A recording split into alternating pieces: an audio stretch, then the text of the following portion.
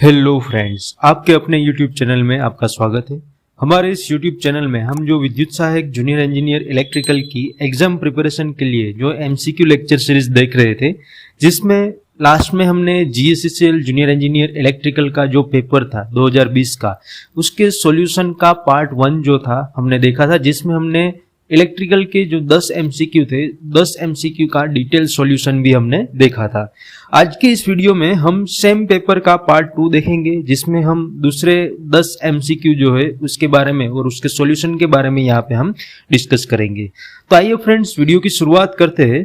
तो सबसे पहले आपको यहाँ पे MCQ दिया हुआ है, for the circuit shown in the figure taking open as a 0 and close as a 1, the output expression y is given as. यहाँ पे आपको इस सर्किट दी हुई है। इस सर्किट में आपको बोला हुआ है कि अगर हमारी स्विच जो है वो स्विच ओपन रहेगी तो ओपन को हम 0 से इंडिकेट करेंगे और स्विच क्लोज रहेगी तो उसको 1 से इंडिकेट करेंगे। Here open means of condition में और क्लोज मीन्स ऑन कंडीशन में हमें कंसिडर करना है। तो यहाँ पे जो सर्किट हमने दी हुई है, उस सर्किट में हमें एक जो आउटपुट y जो है उस y का एक्सप्रेशन, यहाँ पे जो y है उसका एक्सप्रेशन हमें फाइंड आउट करना है। तो बेसिकली ये जो क्वेश्चन है, एक क्वेश्चन हम बोल सकते हैं कि डिजिटल इलेक्ट्रॉनिक साइड का क्वेश्चन है। इसमें हम इक्वेशन यहाँ से फॉर्म कर सकते हैं और बेसिकली अगर डिजिटल इलेक्ट्रॉनिक्स के साइड हम ना जाए तो बेसिक कॉमन सेंस कॉन्सेप्ट को यूज करके भी हम यहाँ पे इक्वेशन जो है वो डिराइव कर सकते हैं। कैसे? तो हमें यहाँ y का इक्वेशन फाइंड आउट करना है। तो इसका मतलब क्या है कि कब हमें आउटपुट मिलेगा, दैट मीन्स आउटपुट जब हमें मिलेगा उसको हम 1 कंसिडर करेंगे। तो हमें यहाँ पे A B C D उसको इस तरह से अरेंज करना है कि जिससे हमें y जो है वो 1 मिले।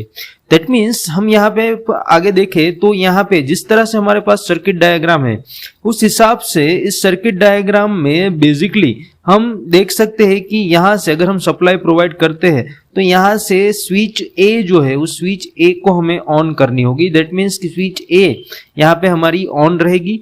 स्विच A को हम ऑन करेंगे तो यहाँ तक हम करंट को पास कर सकेंगे, बट यहाँ से आगे करंट को पास होने के लिए 2 पाथ है, जिसमें अगर हम ऊपर वाला पाथ कंसिडर करें कि B और C स्विच, तो यहाँ पे अगर B एंड C दोनों स्विचेस हमारी ऑन रहेगी, क्लोज रहेगी, तभी करंट आगे पास हो पाएगा और तभी हमें Y आउटपुट मिलेगा। या B C दोनों हम क्लोज नहीं करते तो दूसरा जो रास्ता है वो D स्विच है जिसको हमें क्लोज करनी पड़ेगी, तो यहां से भी करंट जो है वो पास हो सकेगा। दैट मीन्स कि A को तो हमें ऑन करना ही करना है, बट साथ में B C को हमें ऑन करना है और D को भी हम ऑन कर सकते हैं, तो हमारा आउटपुट Y जो है वो आउटपुट Y हमें मिलेगा। तो इस हिसाब से हम यहाँ पे देखें तो हम यहाँ पे ऑप्शन पहले देखते हैं। ऑप्शन हमारे पास है A in bracket B plus C plus D, option B A in bracket B plus BC plus D, option C A plus B in bracket plus C into D, and option D A plus B plus C plus D। यहाँ पे भी हम देख सकते हैं कि जो plus sign है वो प्लस साइन और इंडिकेट करेगा, दैट मीन्स और गेट को इंडिकेट करेगा, और डॉट या मल्टीप्लिकेशन जो है वो एंड को इंडिकेट करेगा। तो हमारे पास हमने एक्सप्लेनेशन जिस तरह से यहाँ सर्किट में हमने एक्सप्लेनेशन देखा, उसी हिसाब से हम यहाँ पे भी लिख सकते हैं कि बेसिकली क्या होगा कि बेसिकली अगर हम इसको y को 1 कंसिडर करना चाहते हैं, y का आउटपुट हमें लेना है, तो हमें क्या करना पड़ेगा, हमें यहाँ पे हमारा जो A स्विच है उसको 1 दैट मीन्स क्लोज कंसिडर करना पड़ेगा, एंड हमें B और C दोनों को, B एंड C इन दोनों को भी हमें 1 कंसिडर करना पड़ेगा, और जो B और C दोनों 1 होंगे तो भी आउटपुट मिलेगा। और हम बोल सकते हैं अगर D को भी हम 1 कंसिडर करें तो भी हमें आउटपुट जो है वो मिलेगा। तो यहाँ पे हमारा जो इक्वेशन बेसिकली बनेगा तो ये, तो हम यहाँ पे लिख सकते हैं y is equal to A and है तो dot B and C, that means B dot C और that means plus into D, तो A in bracket BC plus D। तो ये जो इक्वेशन हमें मिलेगा वो हमारे y का आउटपुट इक्वेशन रहेगा a into in bracket B C plus D. That means हम अगर ऑप्शन देखें तो ऑप्शन में हम देख सकते हैं कि ऑप्शन बी जो है वो हमारा करेक्ट आंसर रहेगा। That means option B A into bracket B C plus D हमारा करेक्ट आंसर रहेगा। यहाँ पे भी हम देख सकते हैं ओवर गेट के हिसाब से अगर हम यहाँ पे ए को 1 कंसिडर करें, बी सी को हम 1 कंसिडर करें तो 1.1 प्लस अगर डी को भी हम 1 कंसिडर करें तो y हमें 1 मिलेगा। किस तरह से? तो यहाँ पे हम देख सकते हैं कि एंड गेट में दोनों इनपुट 1 रहेंगे तो आउटपुट भी 1 रहेगा। डी 1 कंसिडर करा है तो 1 प्लस 1 भी 1 रहेगा तो 1.1, यहाँ पे भी आंसर 1 रहेगा। दैट मीन्स y आउटपुट हमें मिलेगा। अगर हम डी को 0 कंसिडर करेंगे या बी और सी में से किसी को भी 0 कंसिडर करेंगे तो भी हमें आंसर क्या मिलेगा? 1 मिलेगा। जिस कैसे? तो हम अगर यहाँ पे लेते हैं कि अगर हम ए को 1 कंसिडर करें और बी फॉर एग्जाम्पल बी को 1, सी को 0 और डी को 1 कंसिडर करते हैं तो हमारा equation y is equal to 1 into 1.0 plus 1 हमें मिलेगा। तो एंड गेट के लॉजिक का ट्रूथ टेबल के हिसाब से यहाँ पे 1 रहेगा 1.0 तो आंसर 0 रहेगा plus 1।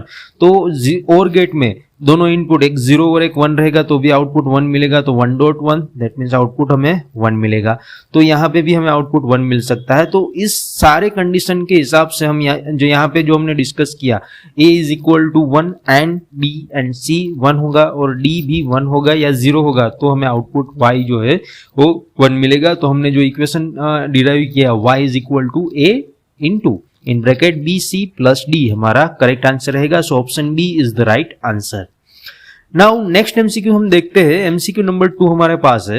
If two capacitors are capacitors of capacitance 3 microfarad and 6 microfarad are connected in series then the total capacitance is. यहाँ पे 2 कैपेसिटर हमें दिए हुए हैं जिसकी वैल्यू 3 माइक्रोफेराड और 6 माइक्रोफेराड है।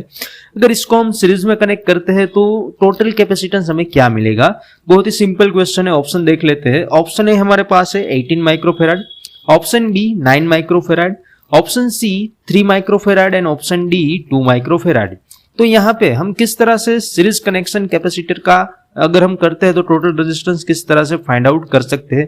तो हमें पता है कि अगर हम टोटल कैपेसिटेंस C कंसीडर करते हैं और दोनों कैपेसिटेंस की वैल्यू C1 और C2 तो यहाँ पे हमें जो वैल्यू दी हुई है उसको हम एज्यूम करते हैं कि फॉर एग्जांपल यहाँ पे जो C1 की जो वैल्यू है उसको फॉर एग्जांपल हम 3 माइक्रोफेराड कंसीडर करते हैं और C2 की जो वैल्यू है वो हमें 6 माइक्रोफेराड कंसीडर करते हैं।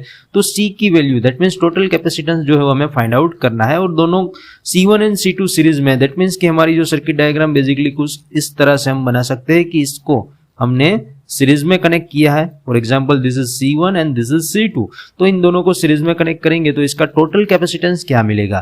तो जो बेसिक कॉन्सेप्ट हमें पता है उसके हिसाब से अगर कैपेसिटर को हम सीरीज में कनेक्ट करेंगे तो हमारा इक्वेशन इक्विवेलेंट और टोटल कैपेसिटेंस का इक्वेशन रहेगा 1/C is equal to 1/C1 plus 1/C2। तो उस हिसाब से हम यहाँ पे वैल्यू पुट करें तो 1/3 plus 1/6 that is equal to हम अगर 6 को कंसिडर करें तो यहाँ पे 2 प्लस 1 डिवाइड बाई 6 तो हमारा आंसर मिलेगा 1/2। So we can say that C is equal to 2 microfarad is our correct answer. That means कि अगर दोनों कैपेसिटर को हम सीरीज में कनेक्ट करेंगे तो 2 माइक्रोफेराड टोटल कैपेसिटेंस जो है वो हमें मिलेगा। तो हमारे पास जो ऑप्शन है उस ऑप्शन में अगर हम देखें तो ऑप्शन डी जो हमारे पास है that is equal to 2 microfarad. So option D 2 microfarad is the correct answer. Now the next MCQ that is MCQ number 3। 3 identical resistance each of 15 ohm are connected in delta. यहाँ पे 3 identical resistance दिए हुए हैं, तीनों की value 15 ओम है और उसको डेल्टा में 400 वोल्ट 3 फेज सप्लाई के अक्रॉस में हम कनेक्ट कर रहे हैं। So what value of resistance in each leg of balanced star connected load would take the same line current across the same supply. तो अगर हम star connection load consider delta में सारी वैल्यू दी हुई है और सेम सप्लाई के साथ सेम लाइन करंट के साथ अगर इस कितनी वैल्यू का जो रजिस्टर है उसको हम स्टार में कनेक्ट कर सकते हैं तो वी कैन से कि सेम सप्लाई के कारण सेम लाइन करंट जो है वो हमें मिलेगा।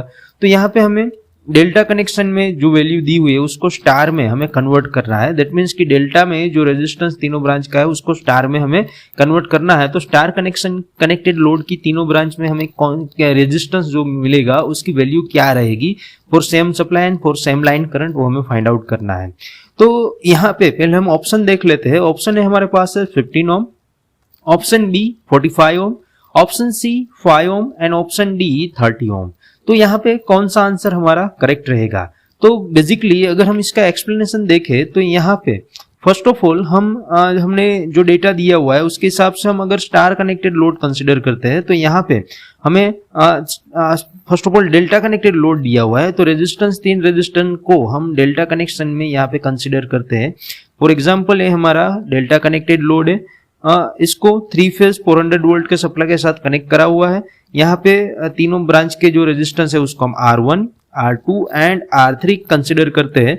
तो उसकी वैल्यू भी हमें दी हुई है, R1 that is equal to R2 that is equal to R3, वो हमारे पास है 15 ओम।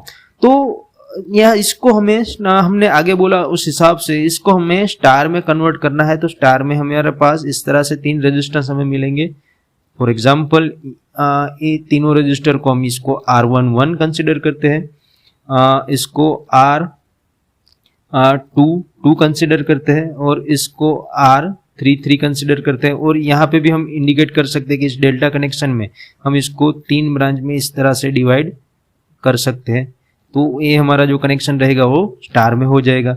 तो यहाँ पे अगर डेल्टा में से स्टार में हमें कन्वर्जन करना है, रेजिस्टेंस की वैल्यू फाइंड आउट करनी है, तो उसका हमारा इक्वेशन जो है वो इक्वेशन कुछ इस तरह से रहेगा। अगर हम इसको R11 ब्रांच का रेजिस्टेंस हमें फाइंड आउट करना है, दिस मीन्स दिस ब्रांच का हमें रेजिस्टेंस फाइंड आउट करना है, तो हमें R1 और यहाँ पे हम देख सकते हैं कि R3 को हमें कंसिडर करना पड़ेगा।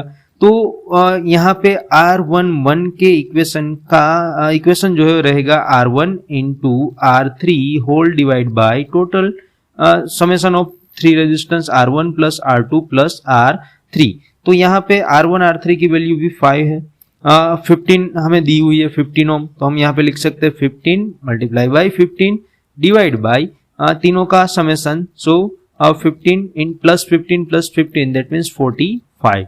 अगर इसको सोल्व करेंगे तो हमें R11 की जो वैल्यू है, R11 की वैल्यू हमें क्या मिलेगी, 5 ओम जो है वो वैल्यू हमें यहाँ पे मिलेगी। और यहाँ पे डेल्टा में तीनों ब्रांच के रेजिस्टेंस सेम है, तो स्टार में भी अगर हम फाइंड आउट करने जाएंगे तो हमारे तीनों ब्रांचेस के रेजिस्टेंस हमें for example R11 that is equal to R22 that is equal to R33, वो हमें क्या मिलेगा, 5 ओम हमें आंसर मिलेगा। तो हमारे ऑप्शन में अगर हम देखें तो हमारे पास ऑप्शन सी 5 ओम अवेलेबल है, तो हमारा आंसर जो रहेगा वो रहेगा option C 5 ohm. That means 15 ohm के 3 आइडेंटिकल रेजिस्टेंस को हम डेल्टा में 400 वोल्ट 3 फेज सप्लाई के क्रॉस में कनेक्ट करेंगे। तो सेम लाइन करंट के लिए और सेम सप्लाई के लिए अगर उसको हम स्टार में कनेक्टेड लोड में कन्वर्ट करते हैं तो स्टार कनेक्टेड लोड में पर्टिकुलर ब्रांच का जो रेजिस्टेंस है वो हमें 5 ओम जो है वो मिलेगा। So 5 ohm option C is the correct answer. Now the next MCQ that is MCQ number 4 हमारे पास है, for starting of an induction motor star delta starting can be considered equivalent to an auto transformer starter with the ratio of. तो यहाँ पे induction motor के starting के बारे में हमें क्वेश्चन पूछा हुआ है। For starting of induction motor star delta starting can be considered equivalent to auto transformer starter. Star delta starting को हम ऑटो ट्रांसफॉर्मर स्टार्टर के इक्विवेलेंट कंसिडर कर सकते हैं, तो कितना रेशियो जो है हमें कंसिडर करना पड़ेगा। तो हमारे पास ऑप्शन दे है, तो ऑप्शन हम देखते हैं। फर्स्ट ऑप्शन है 100%, option B 25%, option C 57.70% and option D 75%। तो यहाँ पे हमारा रेशियो कितना परसेंट हमें मिलेगा अगर हम स्टार डेल्टा को इक्विवेलेंट ऑटो ट्रांसफॉर्मर स्टार्टर में कन्वर्ट करते हैं, तो कितने रेशियो के साथ हमें उसको कन्वर्ट करना पड़ेगा। तो बेसिकली हम यहाँ पे उसका एक्सप्लेनेशन देखें तो हम बोल सकते हैं कि ड्यूरिंग द स्टार्टिंग, अगर हम स्टार्टिंग की बात करें, द स्टार्टर जो स्टेटर वाइंडिंग है इज स्टार कनेक्टेड। स्टार्टिंग में इंडक्शन मोटर के स्टार्टिंग में जो स्टेटर वाइंडिंग है वो स्टार कनेक्टेड रहेगा, so that voltage over each phase in the motor will be reduced by a factor of 1/√3। अगर इनिशियली स्टार कनेक्टेड स्टेटर रहेगा तो जो वोल्टेज ईच फेज में हमें जो वोल्टेज मिलेगा वो 1 डिवाइड बाय √3 जितना फैक्टर्स है वो हमें रिड्यूस मिलेगा, और that would be for a delta connected winding. उसको अगर हम डेल्टा में कनेक्ट करेंगे तो उस स्टार से डेल्टा के बीच का जो डिफरेंस है 1/√3 जो है वो हमें मिलेगा। तो यहाँ पे अगर हम star delta starter is equivalent to an auto transformer, so ratio जो है वो भी हमें 1/√3 कंसिडर करना पड़ेगा। तो 1/√3 की अगर वैल्यू फाइंड आउट करेंगे तो वैल्यू हमें मिलेगी 57.70%। तो इतने वोल्टेज रिड्यूस हमें करने पड़ेंगे। सो हमारा आंसर अगर हम देखें तो यहाँ पे ऑप्शन सी जो आपके पास है, option C 57.70 is the correct answer. That means कि अगर हम इंडक्शन मोटर के स्टार्टिंग में स्टार डेल्टा स्टार्टिंग को इक्विवेलेंट टू ऑटो ट्रांसफॉर्मर अगर हम कंसीडर करते हैं तो जो रेशियो है वो रेशियो हमें 57.70% कंसीडर करना पड़ेगा। नाउ द नेक्स्ट एमसीक्यू हम लेते हैं एमसीक्यू नंबर 5। एमसीक्यू नंबर 5 में आपको डेटा दिया हुआ है 2 वॉट मीटर, यहाँ पे आपको 2 वॉट मीटर दिए हुए हैं, connected to measure the power in a balance 3 phase load. Balance 3 phase load में पावर मेजर करने के लिए 2 वॉट मीटर दिए हुए हैं। दैट मीन्स कि 2 वॉट मीटर मेथड का यूज जो है वो यहाँ पे किया हुआ है फॉर द पावर मेजरमेंट। सो दोनों वॉट मीटर में फर्स्ट वॉट मीटर है वो 1000 वॉट रीडिंग ले रहा है और second watt meter 250 what reading जो है वो ले रहा है। अगर जो सेकेंड वाला जो वॉट मीटर है, the latter reading has been taken after reversing the connection of current coil. Second reading जो है उसको उस वॉट मीटर की करंट कॉइल को हम रिवर्स करके उसका रीडिंग लेते हैं, तो जो total power taken by the load जो है वो हमें कितना मिलेगा। दैट मीन्स सिंपली यहाँ पे क्या करा हुआ है कि दोनों वॉट मीटर को फर्स्ट ऑफ ऑल कनेक्ट करा था एज यूजुअल जो 2 वॉट मीटर मेथड में हम कनेक्ट करते हैं उस हिसाब से। तो दोनों के reading respectively 1000 what and 250 what हमें मिल रहे थे। अब second watt meter that means कि जो 250 वॉट रीडिंग जो दिखा रहा था उस वॉट मीटर की करंट कॉइल को हम रिवर्स करेंगे और बाद में रीडिंग लेंगे, तो उस टाइम पे रिवर्स करने के बाद जो हमारा लोड है उसके अक्रॉस में टोटल पावर हमें कितना मिलेगा वो हमें फाइंड आउट करना है, राइट। तो यहाँ पे हमें पावर फाइंड आउट करना है, तो पहले ऑप्शन देख लेते हैं, बाद में एक्सप्लेनेशन देखेंगे। सो ऑप्शन है हमारे पास है 1000 watt, option B 250 watt, option C 750 watt and option D 500 watt. तो यहाँ पे आंसर क्या मिलेगा, तो उसके लिए हम यहाँ पे कंसिडर करते हैं कि अगर हम टोटल पावर को P कंसिडर करेंगे, दैट मीन्स कि यहाँ पे हमने 2 वॉट मीटर है, तो अगर फर्स्ट वॉट मीटर का जो रीडिंग है उसको हम P1 बोलते हैं, दैट इज वी कैन से 1000 वॉट। P2 हमारे पास है that is 250 what and total power को हम P कंसिडर यहाँ पे करते हैं। तो यहाँ पे अगर हमने डेटा दिया हुआ है उसके हिसाब से हम 2 वॉट मीटर का यूज कर रहे हैं, तो 2 वॉट मीटर में टोटल पावर जो 3 फेज का मिलेगा वो दोनों के समेशन जितना मिलेगा, that means P is equal to P1 plus P2।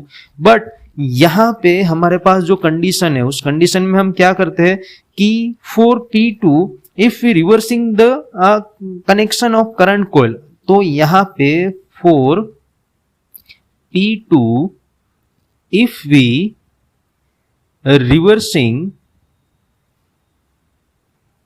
the connection of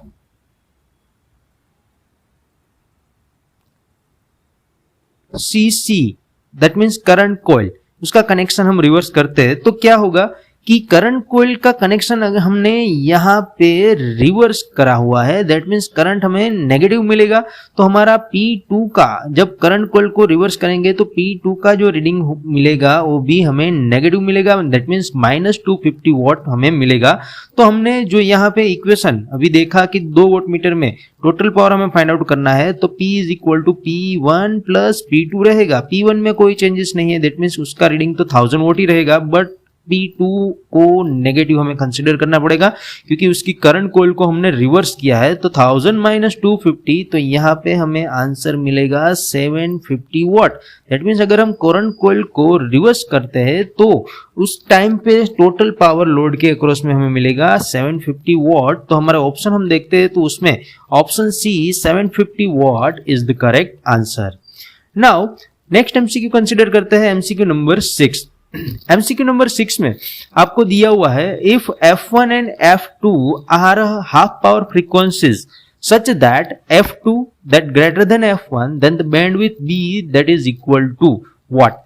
तो यहाँ पे half power frequencies F1 F2 आपको दी हुई है और F2 की वैल्यू जो है वो F2 is greater than F1, F1 से ज्यादा है, तो बैंडविड्थ हमें क्या मिलेगी?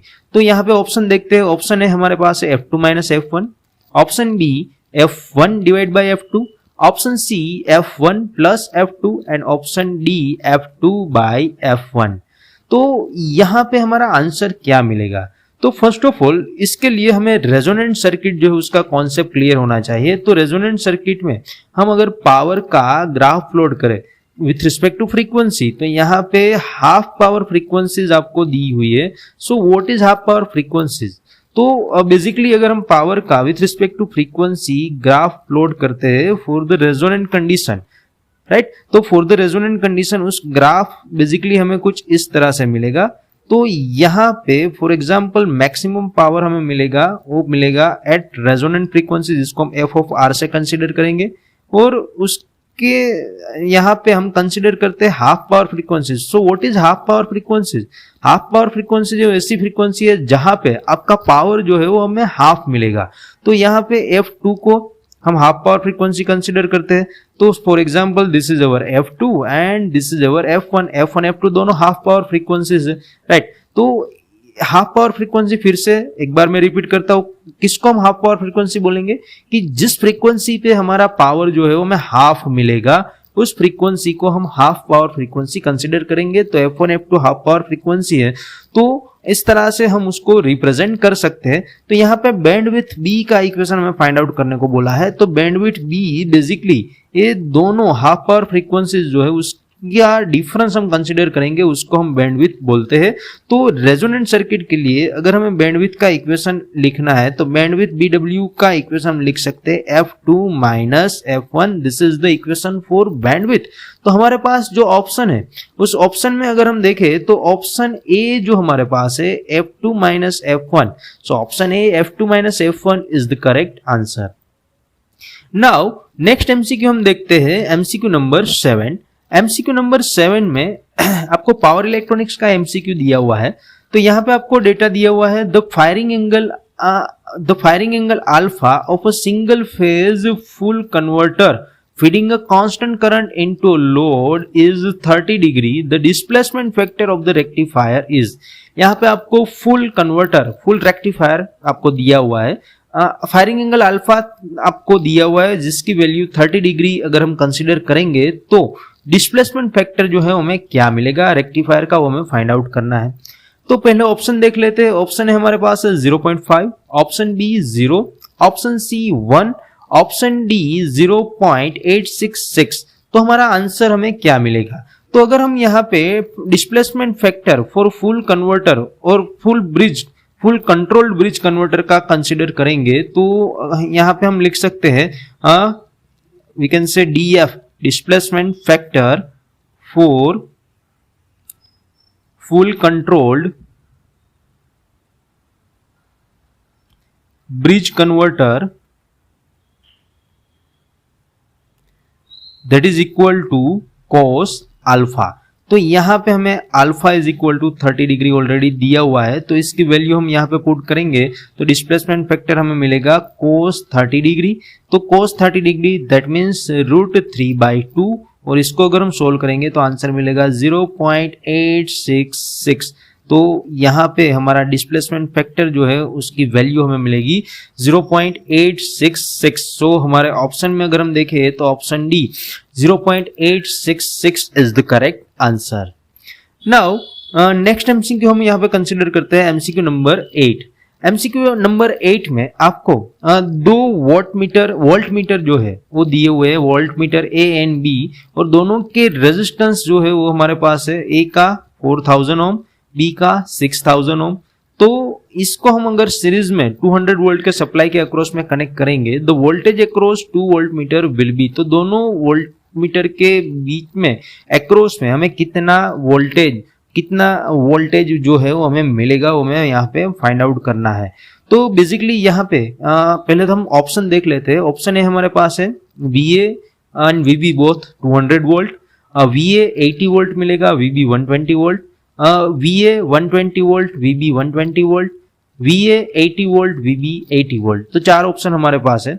अब बेसिकली यहाँ पे 2 वोल्ट मीटर को सीरीज में कनेक्ट करा हुआ है और टोटल सप्लाई वोल्टेज 200 वोल्ट है। दैट मीन्स कि total supply voltage series connection है तो दोनों में डिवाइड होगा, तो दोनों में सेम वोल्टेज तो हमें मिलेंगे नहीं। तो उस हिसाब से हम यहाँ पे कुछ ऑप्शन को निग्लेक्ट कर सकते हैं। ऑप्शन ए भी हमारा आंसर नहीं रहेगा क्योंकि इसमें VA और VB दोनों 200 दैट मीन्स टोटल वोल्टेज 400 मिलेगा। दूसरा ऑप्शन सी को भी हम कंसिडर नहीं करेंगे क्योंकि VA VB 120 वोल्ट है। दैट मीन्स कि टोटल वोल्टेज हमें 240 वोल्ट मिलेगा, तो भी यहाँ पे करेक्ट आंसर नहीं है। और तीसरा ऑप्शन है VA VB दोनों 80 वोल्ट, तो भी नहीं ले सकते क्योंकि हमारा दोनों का समेसन जो है वो हमें 160 वोल्ट मिलेगा, जो कि वो समेसन होना चाहिए 200 वोल्ट। तो बेसिकली इस हिसाब से हमारा आंसर यहाँ पे आप देख सकते हैं कि VA 80 वोल्ट, VB 120 वोल्ट हमें मिलेगा, वही हमारा करेक्ट आंसर है। बट हम किस तरह से इसको प्रूव कर सकते हैं? अगर इस ऑप्शन को हमें यहाँ पे चेंज करके दिया हुआ है, फॉर एग्जांपल ऑप्शन डी हमें इस तरह से है कि VA 120 और VB 80 है, तो उसको भी हमें कंसिडर करना पड़ेगा। तो 50-50 चांसेस है कौन सा ऑप्शन हमारा करेक्ट रहेगा। तो हम किस तरह से सोल्व कर सकते हैं? तो उसके लिए पहले हमारा आंसर तो हमें पता चल गया, बट उसका सॉल्यूशन कैसे मिलेगा? तो हम सॉल्यूशन देखते हैं। तो बेसिकली इस सॉल्यूशन के लिए जिस तरह से हमें यहाँ पे जो कंडीशन दी गई है उस हिसाब से अगर हम सर्किट डायग्राम ड्रॉ करें तो हमारे पास यहाँ पे फॉर एग्जांपल 1 वोल्ट मीटर और उसका रेजिस्टेंस हमने दिया हुआ है, दूसरा वोल्ट मीटर और उसका रेजिस्टेंस भी हमें यहाँ पे दिया हुआ है। अगर हम इस कनेक्शन को वोल्ट मीटर ए बोलेंगे और इसको वोल्ट मीटर बी बोलते हैं, तो यहाँ पे वोल्ट मीटर ए का रेजिस्टेंस RVA और वोल्ट मीटर बी का रेजिस्टेंस RVB हम यहाँ पे कंसिडर करते हैं।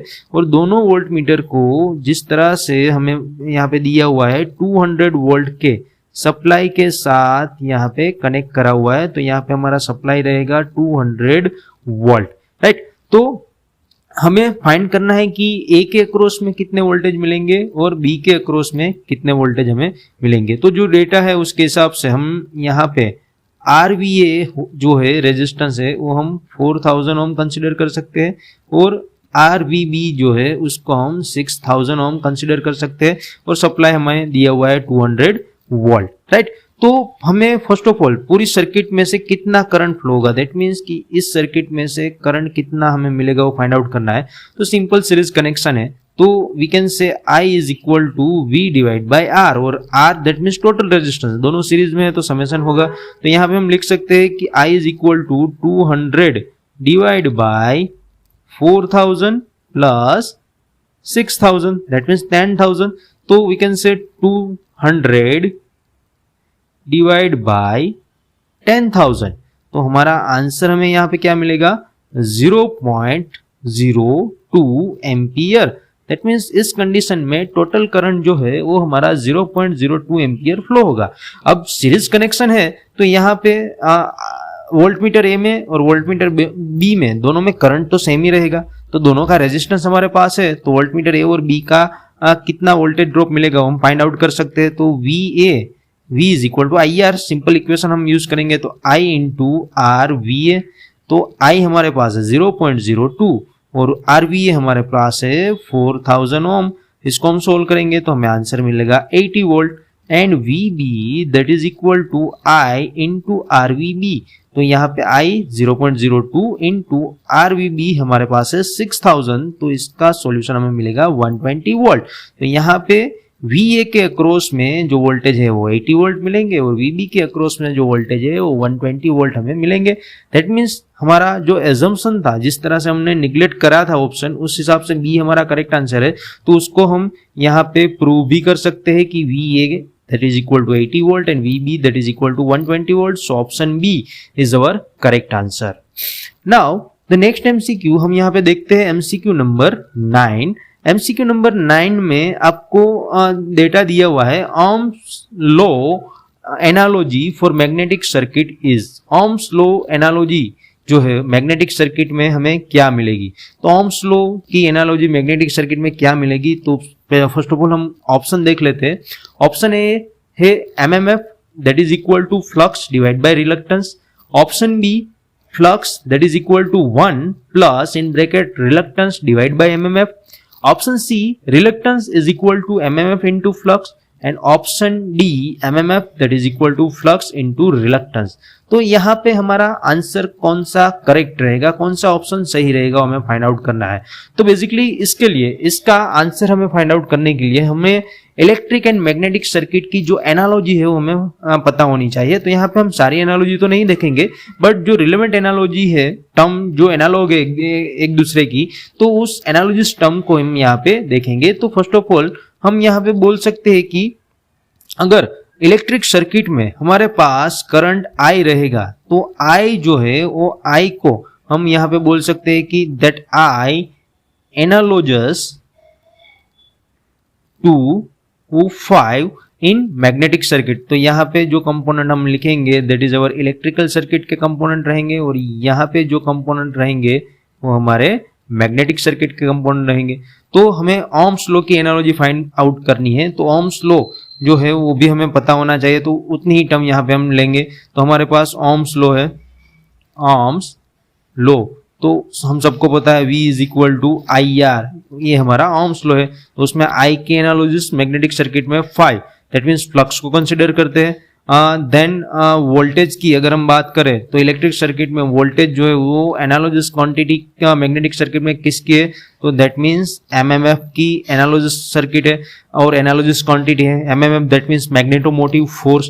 और बाकी बचा रेजिस्टेंस, तो रेजिस्टेंस जो है वो मैग्नेटिक सर्किट में रिलक्टेंस जो है वो रिलक्टेंस का एनालॉजिस टर्म है। रिलक्टेंस जिस तरह से यहाँ पे रेजिस्टेंस जिस तरह से करंट के फ्लो को अपोज करेगा, उसी हिसाब से रिलक्टेंस जो है वो मैग्नेटिक सर्किट में फ्लक्स को अपोज करेगा।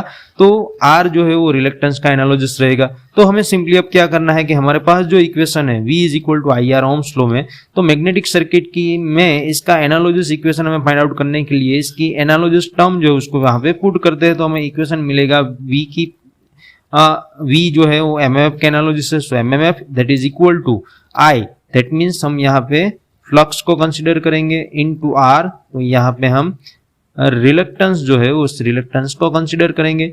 तो ओम्स लॉ की एनालॉजी जो है वो मैग्नेटिक सर्किट में हमें कुछ इस तरह से मिलेगी, MMF that is equal to flux into reluctance.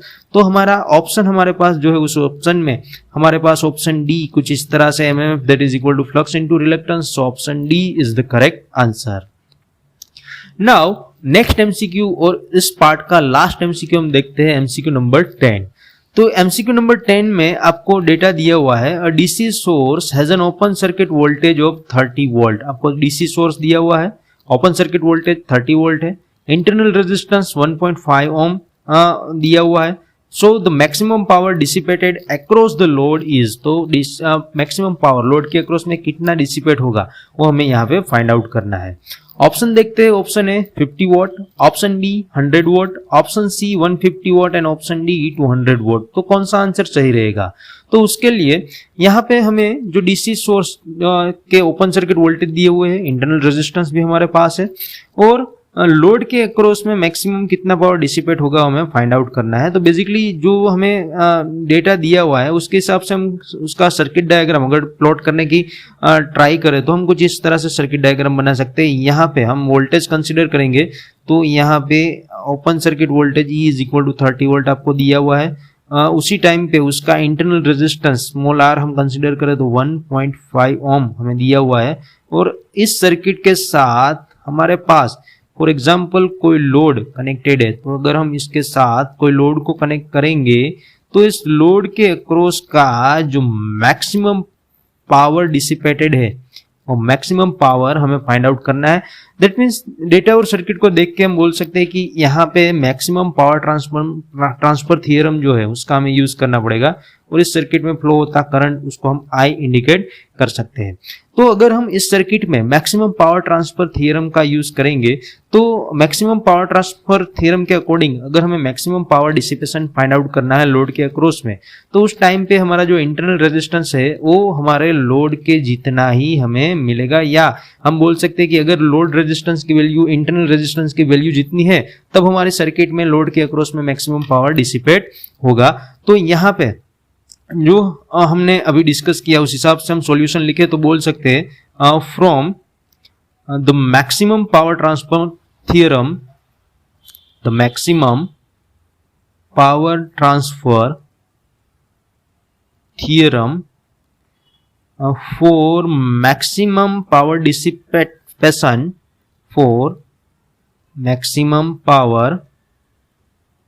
dissipation यहाँ पे load resistance RL that is equal to R that is equal to 1.5 ohm हमें कंसिडर करना पड़ेगा।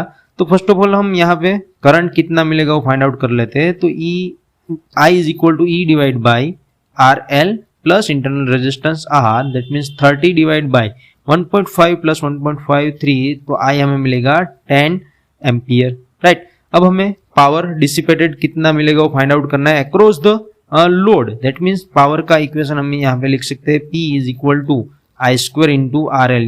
ये जो पावर है हम मैक्सिमम पावर भी कंसिडर कर सकते हैं। तो I की वैल्यू हमारे पास है 10, सो 10 स्क्वायर इंटू RL हमारे पास है 1.5। तो इसका हम सॉल्यूशन ले तो हमें आंसर मिलेगा 150 वाट, जो मैक्सिमम पावर डिसिपेटेड जो है वो लोड के अक्रॉस में हमें देखने को मिलेगा। तो हमारे पास जो ऑप्शन है उसमें से option C 150 watt is the correct answer. So friends, यहाँ पे हमने GCCL का जो 2020 का जो पेपर था उसके सॉल्यूशन के लिए हमने पार्ट 2 में दूसरे 10 MCQ डिटेल सॉल्यूशन के साथ हमने देखे। आगे पार्ट 3 में भी हम जो बाकी के क्वेश्चन है उसमें भी जो इम्पोर्टेंट 10 क्वेश्चन है उसका डिटेल सॉल्यूशन देखेंगे। तो अगर आपको हमारा वीडियो पसंद आया हो तो वीडियो को लाइक जरूर से कीजिएगा, ज्यादा से ज्यादा इस वीडियो को आपके फ्रेंड्स के साथ शेयर कीजिए कि जिससे उन्हें भी एग्जाम की प्रिपरेशन में हेल्प मिल सके। और साथ ही में आपके कोई सजेशंस हो, आपके कोई डाउट्स हो तो उसको आप हमें कमेंट बॉक्स में लिख सकते हो। और हमारी जो YouTube चैनल है, अगर आपने अभी तक हमारी चैनल को सब्सक्राइब नहीं किया है तो आप हमारी YouTube चैनल को सब्सक्राइब करें और साथ ही में बेल आइकन को भी प्रेस करना ना भूलें। और हमारी जो टेलीग्राम चैनल है जिसकी लिंक नीचे डिस्क्रिप्शन में भी दी गई है, उस टेलीग्राम चैनल को भी आप ज्वाइन कर सकते हो कि जिसमें आपको day to day job updates भी मिलते रहेंगे। प्राइवेट और गवर्नमेंट दोनों जॉब के अपडेट्स हम वहाँ पे पुट करते हैं और साथ ही में जो वीडियोस है उसके अपडेट और उसका PDF मटेरियल जो है वो भी हम वहाँ पे भेजते हैं। तो आपको हमारी टेलीग्राम चैनल में से ये सब मटेरियल भी मिल पाएगा। तो हमारी टेलीग्राम चैनल को भी सब्सक्राइब करना ना भूलें।